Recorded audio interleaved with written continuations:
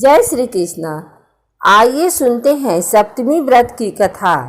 इस कथा को सुनने मात्र से सभी कष्ट दूर हो जाते हैं। सौराष्ट्र देश में शोभन नामक एक नगर था। उसमें सभी धर्मों के प्रति निष्ठा रखने वाला एक साहूकार रहता था। उसने जल रहित एक अत्यंत निर्जन वन में बहुत पैसा खर्च करके शुभ तथा मनोहर सीढ़ियों से युक्त पशुओं को जल पिलाने के लिए सरलता से उतरने चढ़ने योग्य दृढ़ पत्थरों से बधी हुई तथा लंबे समय तक टिकने वाली एक बावली बनवाई। उस बावली के चारों ओर थके राहगीरों के विश्राम के लिए अनेक प्रकार के वृक्षों से शोभायमान एक बाग लगवाया। लेकिन वह बावली सूखी ही रह गई और उसमें एक बूंद पानी नहीं आया।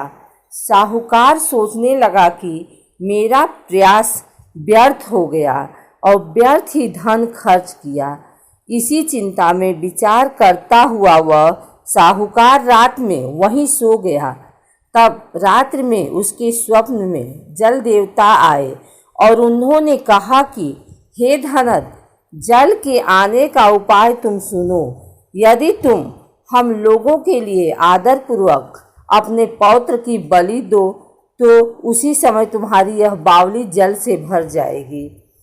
यह सपना देखकर साहूकार ने सुबह अपने पुत्र को बताया। उसके पुत्र का नाम द्रविड़ था और वह भी धर्म कर्म में आस्था रखने वाला था। वह कहने लगा, आप मुझ जैसे पुत्र के पिता हैं।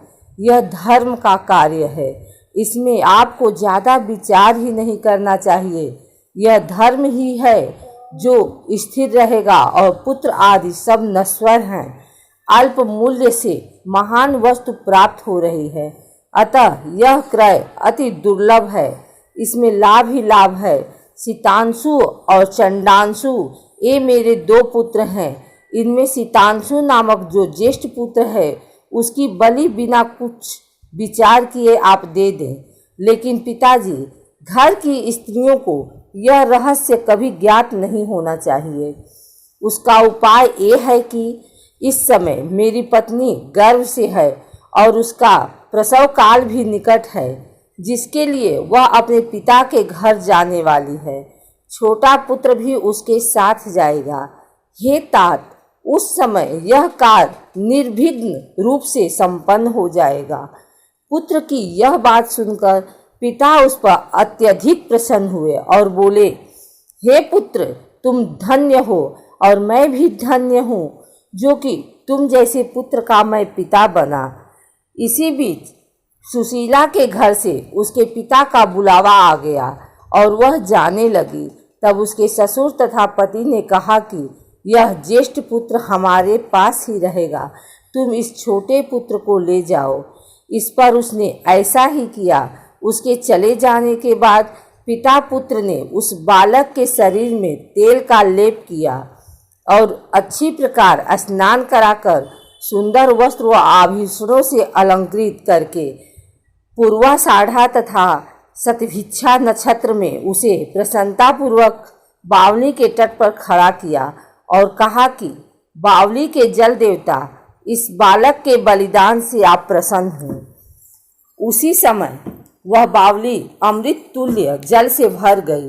वे दोनों पिता पुत्र शोक व हर्ष से युक्त होकर घर की ओर चले गए। सुशीला ने अपने घर में तीसरे पुत्र को जन्म दिया और 3 महीने बाद अपने घर जाने को निकल पड़ी। मार्ग में आते समय वह बावली के पास पहुंची और उस बावली को जल से भरा हुआ देखा तो वह बहुत ही आश्चर्य में पड़ गई। उसने उस बावली में स्नान किया और कहने लगी कि मेरे ससुर का परिश्रम व धन का व्यय सफल हुआ। उस दिन श्रावण माह के शुक्ल पक्ष की सप्तमी तिथि थी और सुशीला ने शीतला सप्तमी नामक शुभ व्रत रखा हुआ था। उसने वहीं पर चावल पकाए और दही भी ले आई। इसके बाद जल देवताओं का विधिवत पूजन करके दही भात तथा ककड़ी फल का नैवेद्य अर्पण किया तथा ब्राह्मणों को वायन देकर साथ के लोगों के साथ मिलकर उसी नैवेद्य अन्न का भोजन किया। उस स्थान से सुशीला का ग्राम 1 योजन की दूरी पर स्थित था। कुछ समय बाद वह सुंदर पालकी में बैठ दोनों पुत्रों के साथ वहां से चल पड़ी। तब वे जल देवता कहने लगे कि हमें इसका पुत्र जीवित करके इसे वापिस करना चाहिए, क्योंकि इसने हमारा व्रत किया है। साथ ही यह उत्तम बुद्धि रखने वाली स्त्री है। इस व्रत के प्रभाव से इसे नूतन पुत्र देना चाहिए। पहले उत्पन्न पुत्र को यदि हम ग्रहण किए रह गए तब हमारी प्रसन्नता का फल ही क्या। आपस में ऐसा कहकर उन दयालु जल देवताओं ने बावली में से उसके पुत्र को बाहर निकालकर माता को दिखा दिया और फिर उसे विदा किया। बाहर निकलकर वह पुत्र माता माता पुकारता हुआ अपनी माता के पीछे दौड़ पड़ा। अपने पुत्र का शब्द सुनकर उसने पीछे मुड़कर देखा। वहां अपने पुत्र को देखकर वह मन ही मन बहुत चकित हुई। उसे अपनी गोद में बिठाकर उसने उसका माथा सूंघा, किंतु यह डर जाएगा इस विचार से उसने पुत्र से कुछ नहीं पूछा। वह अपने मन में सोचने लगी कि यदि इसे चोर उठा लाए तो यह आभूषणों से युक्त कैसे हो सकता है, और यदि पिशाचों ने इसे पकड़ लिया था तो दोबारा छोड़ क्यों दिया। घर में संबंधी जन तो चिंता के समुद्र में डूबे होंगे। इस प्रकार सुशीला सोचती हुई वह नगर के द्वार पर आ गई। तब लोग कहने लगे कि सुशीला आई है। यह सुनकर वे पिता पुत्र अत्यंत चिंता में पड़ गए कि वह न जाने क्या कहेगी और उसके पुत्र के बारे में हम क्या जवाब देंगे। इसी बीच वह तीनों पुत्रों के साथ आ गई।